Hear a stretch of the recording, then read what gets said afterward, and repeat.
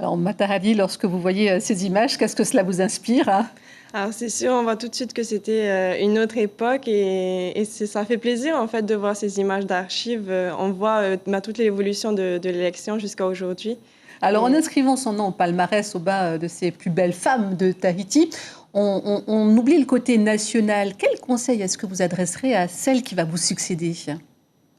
alors, quel conseil je lui donnerais? Tout simplement de croire en elle et de donner du meilleur d'elle-même en fait. C'est sûr, c'est beaucoup de pression. On se met soi-même beaucoup de pression, mais il faut essayer voilà, de garder la tête sur les épaules et surtout de garder un bon contact avec ses proches. Alors, le 25 juin prochain, justement, toute cette pression va vous être enlevée. Ce sera un sentiment de délivrer, libérer. Quelle va être la première chose que vous allez faire en tant que personnage normal?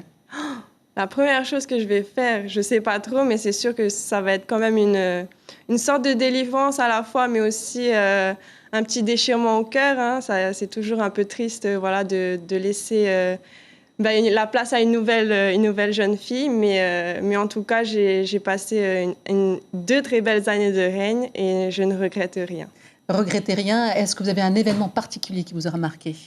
Un événement particulier. Je dois dire que le plus récent et le plus marquant pour moi, puisque ça touche à la cause qui me tient à cœur, l'environnement, c'est les déplacements que j'ai faits dans les îles, notamment au Tuamotu, pour une opération de ramassage de déchets sur les plages avec la DIREN et la TSP.